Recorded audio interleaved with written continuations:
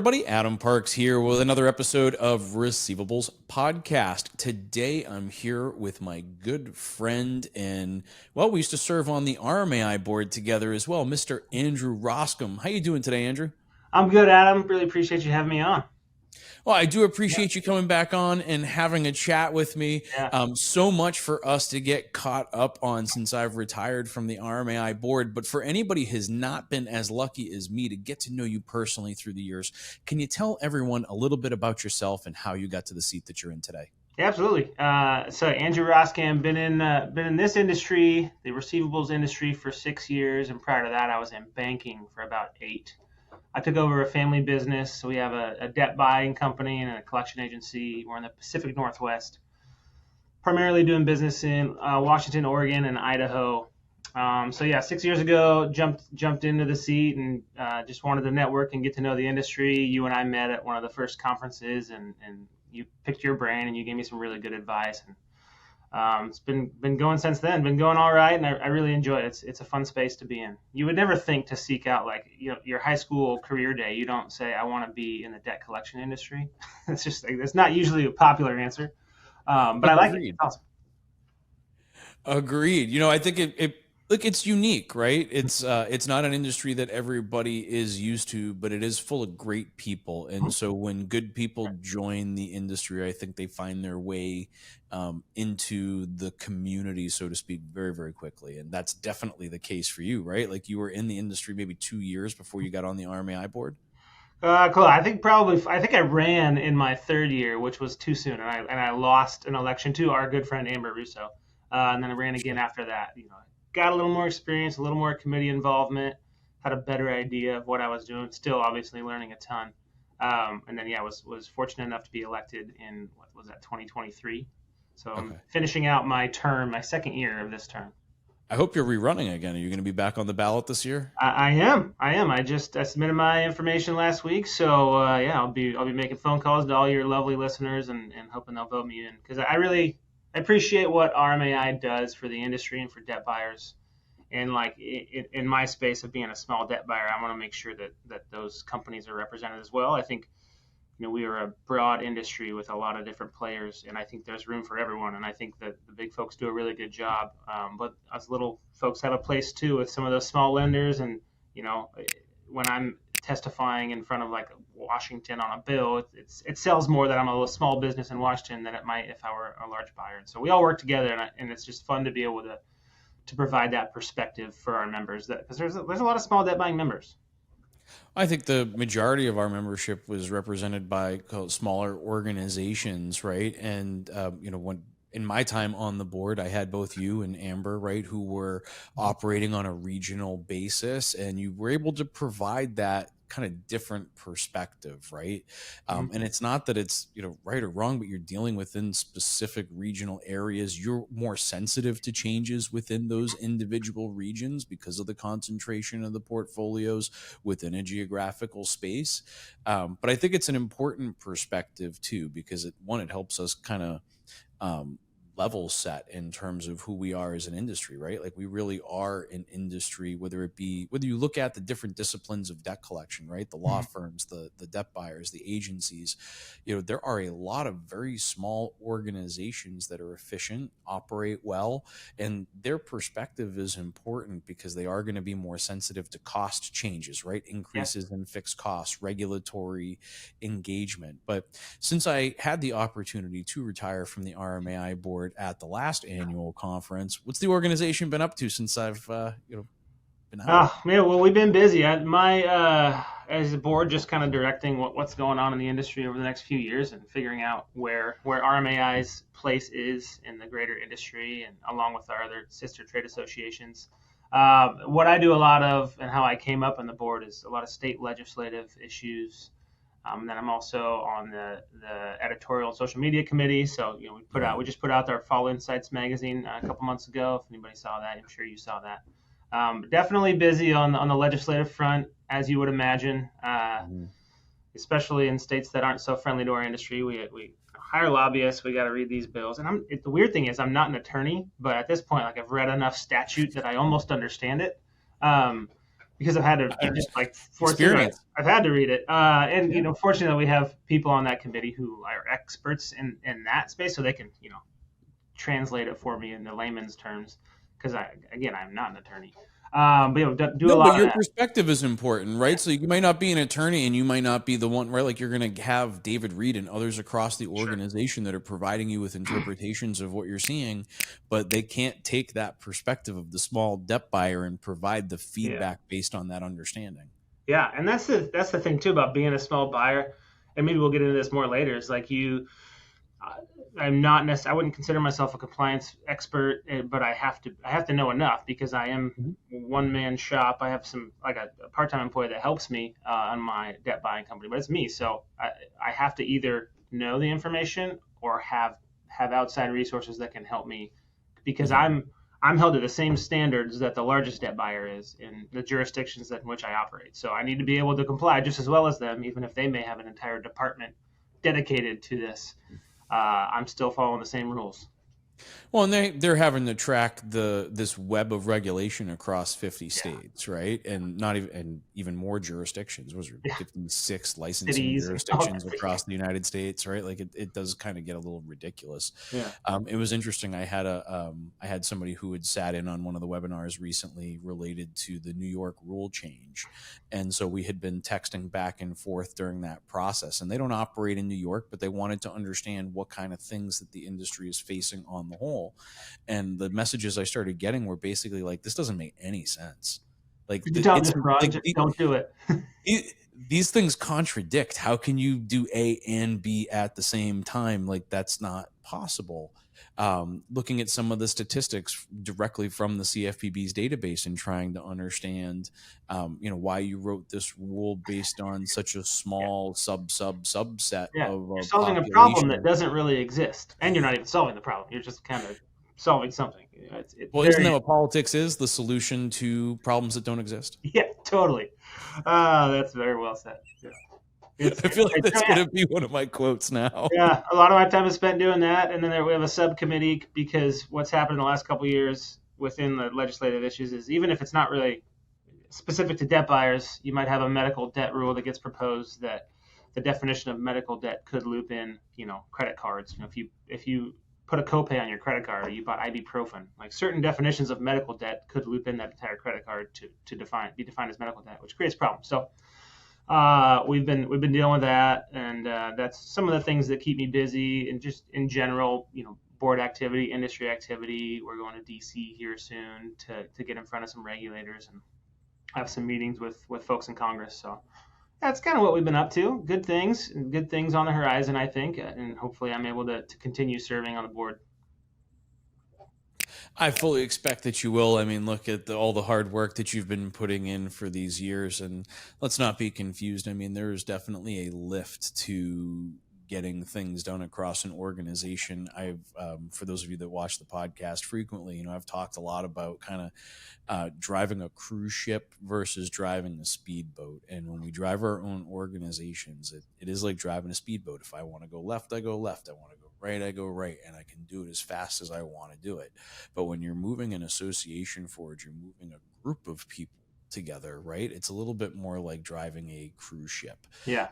And it's, I don't want to be all Spaceballs about it, but preparing to fast forward, and sir, right? Like there's a lot more coordination that goes into any small movement. So it requires, a group of people. It requires a lot of effort, and it requires everybody rowing in the same direction, but with different perspectives. I think the leadership of RMAI has done a great job of coordinating all of those voices on that cruise ship in terms of deciding which direction the whole ship needs to go. Yeah. And it's really been great for me, and I'm just very appreciative. I've never once have I felt like being the smallest debt buyer on the board, or that my voice doesn't matter. I've never gotten that impression. Everybody is so supportive. They want to hear what I have to say. They listen. I've been on a lot of boards, and not all boards always, get along all that well, but I think it's just that I've been felt supported in all those ways. There's not a lot of ego there as far as those type of conversations go. So it's been helpful. That's how I always felt about it too, right? Like it Yeah, really didn't matter, large, small, whatever. It was yeah, about we were all trying to get to the same place, and I think everybody really does respect the different points of view based on organizational size or geographic location or what, or even product type, right? yeah, Like not everybody's hmm collecting the same products or has the totally. same concentration, but it doesn't seem to have any kind of personal feel to it. It's always very directed towards what's best for the Yeah, general industry, which I am quite proud to have participated in. yeah, So let's talk a little bit more about that small debt buyer perspective, right? So as we talk about small debt buyers, what are some of the unique challenges that you face based on kind of lacking that economies of scale? yeah. So a lot of small debt buyers, there's several in the industry. Generally speaking, the small debt buyers I know are aligned with like a law firm, and they buy debt, and then most of Mhm. what they place is in their law firm Sure. or an agency. I have an agency that I place a lot of my accounts with. I'm starting to outsource more and grow outside of that agency. But that's kind of how it has worked. And there's a few that are strictly, what some might call passive. They're actively involved but don't actively collect. And so getting deals is probably like these days, post CFPB and some of the industry changes regarding banks not allowing resale, finding Mhm. deals can be difficult. Sure. So, having those relationships, generally speaking, I don't often buy directly from a creditor because, Mhm. National Bank is not going to sell me in these 3 states in the Northwest their file. Like, why would they do that when they can sell it to one of these large debt buyers that they're comfortable with, that they've audited, they know operate that way? So, generally speaking, it's through brokers or other debt buyers that don't have a presence up here. Being so far Northwest, a lot of folks haven't made it out there yet, so I get the benefit of that. Maybe they're really strong in their region or even the east half of the states, but maybe they don't have firms and agencies out here or whatever. So Mhm. I get the benefit of that from time to time. And so I think getting the proper connections and relationships with folks that'll sell you is important. um, Mhm. and then trusting those people. The further down the chain of title you get, the scarier it can get. So knowing who's selling it to you and trusting that they can give you what you need. I need all these documentations. I'm a certified RMAI certified debt buyer. I'll plug Mhm. certification here. I've been audited. I follow these policies and procedures, and there's policies I have to follow as far as the types of asset classes I buy, what documentation I'm going to get, and the Sure. reliability of that information. And also, if you want to collect on these files, if you're going to litigate, you need to have documentation in order to litigate. Your law firm is not going to want to file a lawsuit if they don't have proper documentation. So trusting that your seller can give you what you need is really important. So those relationships are huge. Having good, solid relationships with people that are trusted is Mhm. is very important. Are you finding, one of the challenges I had, when I was a small debt buyer was media management, right? Like the management of all of these files, all of this documentation in a digital format. Have you found economies of scale or economies of scope in the leveraging of technology to kind of manage some of these formerly manual processes? Yeah, working on that. That's still in the works. I would Sure. consider myself, sad to say in front of you, Adam, a very unsophisticated organization to this point. So some of those manual processes, a lot of those manual processes still exist. Okay. But I've like taken steps now to try. Okay, we gotta figure out a better, more efficient way to do this, and how can we automate all these things and have more reliable information. So Hmm. that's the where I am right now in our evolution. Like things I'm working on Okay. today is kind of how to manage that better. Because as I historically we would buy a file and we would place it at our agency, and it would sit there and work. It was like this old antiquated thing. But now that I'm have other firms working for me and agencies, you gotta you just have to have oversight and know where everything's at and know what's Or going on. organize a little better. Yeah, Yeah. so I got to have good oversight and good data. So those are things I'm working on right now, and I am not where I would like to be, but we're hopefully getting there. Because that's just going to help you make decisions, right? Like if you have, we talked about this, before we started recording. Having good data informs the decisions you make. Absolutely. Yeah. So I might think I'm a good decision maker, maybe I'm not, but I might think I could make good decisions. But if I don't have the proper data to make that decision, it doesn't really matter. Everything comes back to the data, right? And the Yeah. availability of that data. hmm And I think that's a very true statement, Yeah. right? How are we going to manage it? And hmm as a small debt buyer, I think that there's um, I think there's opportunity in effectively managing those tools, because I could tell you back in 2007, 2008, even 2010, like that time period, we were able to start moving some of that documentation around in new and interesting ways. I think there's a lot of vendors in this space, but I do think that for a smaller debt buyer, some of those things become costly because they're built to operate at scale and not necessarily at a smaller level. So we end up building a lot of custom tools that enable us to move documentation or data around. But the sophistication of the systems of record, I think, has also played a part in the ability to kind of increase our capabilities over time, because the software providers are constantly iterating and preparing for those rules, right? Like when Reg F came out, all the software providers were heavily invested throughout that entire year, 18 months prior to the rollout, right? Laser focused on making sure that they could provide the features and functions that would be required of the industry going forward. And so I think you probably are getting some of that wave, in terms of improvement. But as you've started to build your network, what's that experience been like? Have you stayed within your geographic region? Are you looking at larger organizations to start providing that paper to? Like, what's that? Yeah, it's kind of so this is year 6, halfway through year 6. I feel like the first 5 years, maybe even still, like was like kind of figuring it out. Had a couple good years, probably by accident. Maybe started feeling myself a little bit, and then the last year or so has been like, oh, we got to buckle down. We got to do a better job at some of this stuff. I was talking to our friend Amber. We mentioned her again. I feel like I'm pretty good at getting deals. That's like the part I like, is like working with folks, being in front of people, going and finding deals, negotiating. But I can get as good of a deal as I want. But if I don't know how to manage that inventory, it doesn't really matter. It doesn't really matter how good of a deal you got. If I'm going to buy a rental property and I get a really good deal on it, but I can't get a renter in there, I'm not going to make money. Similar thing. So that's the morph I'm trying to make is getting better at the inventory management part. And maybe that's not me. Like, truthfully, those type of things, project management is not my strength. Now, as a small debt buyer, and we talked about it, you got to wear all the hats. So I have to have enough knowledge to know that I can comply with these laws and I can make this work. But at some point, maybe I need to duplicate myself and find somebody who can do that job way better than I ever could, and that would probably pay for itself. But it's like, as a small person, it's a risk. You're committing to salary and better, like all these things, committing to an expense. So it's like, you got to have the faith to do that. So as I'm starting to build out, I'm slowly expanding my geographical area. So Oregon and Washington was our core. I'm now in Idaho.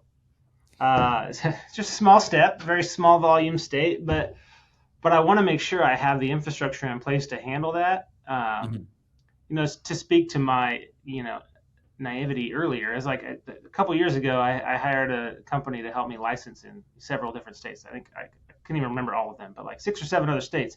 I got these licenses. I didn't have the infrastructure in place for the proper, firms to send this to, and knowing where I was going to get the paper. It was just not a well thought out plan. Put the cart before the horse. Yeah. Put the cart before the horse. In front of it. Yeah. And so I wasn't quite ready for that, but now I feel like that's kind of where I'm going to evolve over the next couple of years. And truthfully, like, I think I know a little bit more now than I did then anyways, so it probably would have been better off waiting to do that. So, but like any business owner, you have a ton of listeners who are business owners. We make mistakes all the time. You just got to learn from them. Like, I'm not going to not make mistakes, but you just got to learn from each one and try and get better. That's like, And as we grow, we have to foster that in the people around us. Like, I know when I first hired Catalina, and really everybody on our team, we always have a conversation about it's okay to fail. Like, I expect you to make mistakes. I expect you to fail at some things. Try and minimize the losses on your mistakes and try to maximize the value of, of your big hits. But like, you're going to make mistakes, and like, that's okay. I make mistakes every day. So I try to call them out for the whole team when I do something silly. Like, I recorded a session yesterday and I forgot to move it forward in the process. It would have just sat there for probably a week before I noticed. Right. Yeah. But it helps when you've got some good people around you and you're willing to demonstrate that you do make mistakes. That's big too, because then they can see that he's not above it.